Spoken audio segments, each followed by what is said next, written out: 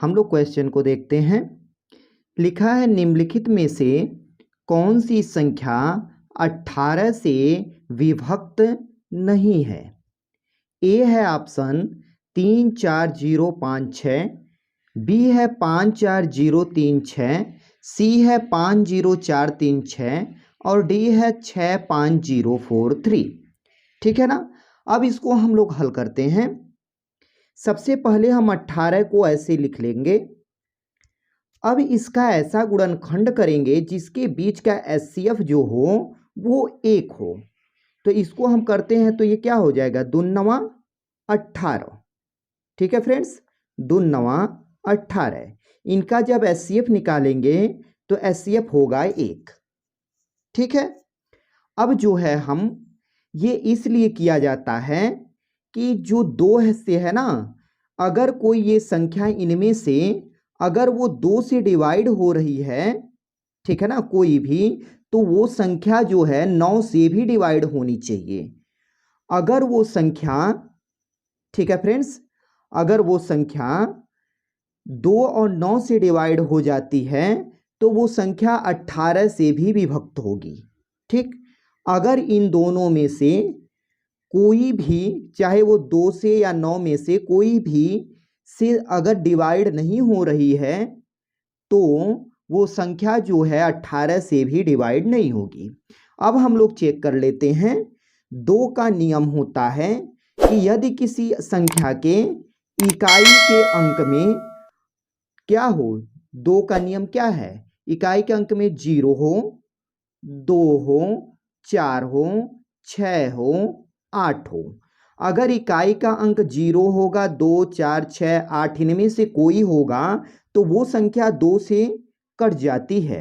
देख लेते हैं ए ऑप्शन में। ए ऑप्शन में यहाँ पर 6 है इकाई के अंक में, ये 2 से कट जाएगा। और यहाँ पर बी ऑप्शन में इकाई का अंक 6 है, ये भी कट जाएगा। सी नंबर ऑप्शन जो है क्या है, ये 6 है इकाई का अंक, ये भी 2 से कट जाएगा। लेकिन डी ऑप्शन में क्या है, इकाई का अंक 3 है, ये जो है इनमें से कोई संख्या नहीं है, तो ये जो है 2 से नहीं कटेगा। ठीक, ये तो हो गया। अब हम लोग 9 से चेक कर लेते हैं कि ये क्या 9 से भी कट जाती हैं। ठीक, देख लेते हैं। 9 का नियम कहता है सभी संख्याओं का योग करके 9 से भाग दे देना है। ठीक, इसको जोड़ लेते हैं। 3 और 4 हो गया 7, 0 जोड़ेंगे तो वही होगा 7। 7 5 होता है आपका 12, 12 6 18, जो कि 9 से भाग देंगे तो कट जाएगा, 9 दूनी 18। अब इसको देख लेते हैं। बी नंबर 5 4 हो गया 9, 9 3 हो गया 12, 12 6 18, ये भी 9 से कट जाएगा। 5 और सी ऑप्शन, 5 और 0 कितना हो गया 5, 5 4 9, 9 3 12, 6 18, ये भी कट जाएगा। ठीक, अब ये भी देख लेते हैं। डी नंबर 6 और 5 कितना हो गया 11, 11 और 4 15, 3 18, ये भी कट गया। लेकिन क्या कंडीशन है यहाँ पर, 2 से ये नहीं कट रहा है। हमारा कंडीशन ये होना चाहिए दोनों कटना चाहिए। अतः जो है हम कह सकते हैं कि अगर ये संख्या 2 से नहीं कट रही है तो ये 18 से भी नहीं कटेगी। कंडीशन ये होता है इन दोनों से कटना चाहिए, अगर दोनों से कट रहा है तो 18 से भी कटेगा। तो अतः हमारा ऑप्शन कौन सा सही होगा, डी। ठीक, अब हम देख लेते हैं क्वेश्चन नंबर 42 को। इसमें लिखा है निम्नलिखित में से कौन सी संख्या 24 से पूर्णतया विभक्त होगी। ए ऑप्शन है 3 5 7 1 8, बी ऑप्शन है 6 3 8 1 0, सी ऑप्शन है 5 3 7 8 0 4, डी ऑप्शन है 3 1 2 5 7 3 6। सबसे पहले हम लोग फ्रेंड्स इसको जो है 24 को हम यहाँ पर लिख लेंगे।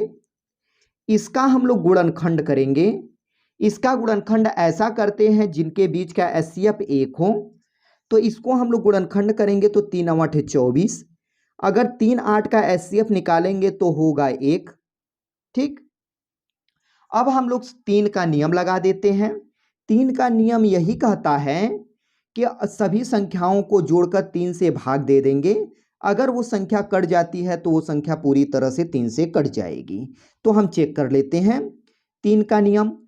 3 और 5 कितना हो गया 8, 8 7 15, 15 और 1 कितना हो गया 16, 16 और 8 24, 3 से भाग देंगे 3 और 24 कट जाएगा।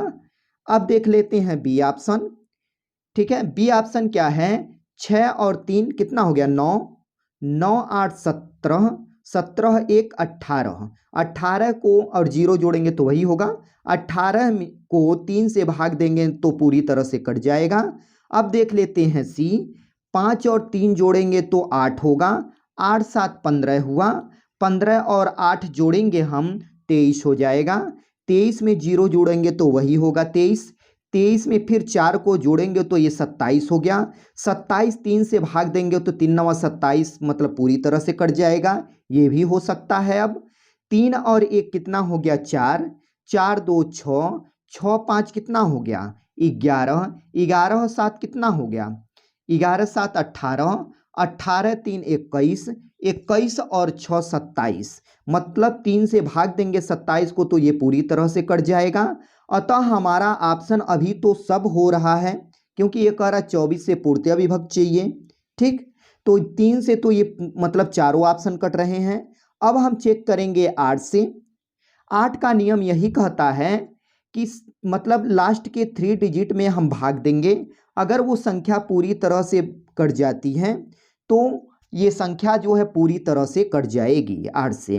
तो हम चेक करते हैं, तो लास्ट का इस ए वाले ऑप्शन में संख्या है 718, 718 को अगर हम 8 से भाग देते हैं तो ई जाता है कितना बार 8 64। ठीक, अब यहाँ पर घटाएंगे तो ई आ जाता है 7, यहाँ पर बचा कुछ नहीं, अब यहाँ पर उतर कर आ जाएगा ये 8। ठीक है, अब ये जाएगा 8 9 72, यहाँ शेषफल आ गया 6, तो ये तो पूरी तरह से कटा नहीं, अतः ये ऑप्शन अब क्या होगा, नहीं होगा। अब देख लेते हैं बी ऑप्शन, दिया है कितना, लास्ट का 3 डिजिट है 810, 810 को हम भाग देंगे 8 से तो 8 कन्ने 8 बार जाएगा तो ये तो कट गया, फिर उतर कर आएगा 1, भाग देंगे तो क्या होगा, नहीं जाएगा, फिर 0 बढ़ा लेंगे, फिर यहाँ पर क्या 0 आ जाएगा। ठीक, फिर 8 कन्ने 8, ठीक है, तो ई कितना बार हो गया 8 यहाँ, तो यहाँ पर क्या शेषफल 2, अतः ये भी जो है पूरी तरह से भाग नहीं गया, अतः ये भी ऑप्शन क्या होगा, नहीं होगा। अब देख लेते हैं सी ऑप्शन, लास्ट के 3 डिजिट में हम लोग 8 से भाग दे देते हैं, अगर इसको 8 से भाग देंगे तो 8 कन्ने क्या हो गया 8, लेकिन शेषफल 4 आ गया, अतः ये क्या हो गया, पूरी तरह से नहीं कटेगा, अतः ये भी ऑप्शन नहीं होगा। अब देख लेते हैं डी नंबर ऑप्शन, लास्ट के 3 डिजिट में मतलब 736 में 8 से भाग देते हैं, ये कितना बार 8 9 72, ये 72 हो गया, 3 में से 2 जाएगा 1 आएगा, यहाँ कुछ नहीं, यहाँ पर आ गया 6, 8 दूनी कितना 16, ये पूरी तरह से कट गया। अतः हम कह सकते हैं कि ये संख्या जो है ये 3 से भी पूरी तरह से कट जा रहा है और 8 से भी पूरी तरह से कट जा रहा है। ठीक, तो अब ये संख्या जो है 24 से भी पूर्णतः कट जाएगा, अतः हमारा ऑप्शन जो है डी नंबर सही हो जाएगा। थैंक्स फ्रेंड्स, मिलते हैं अब हम लोग नेक्स्ट वीडियो में।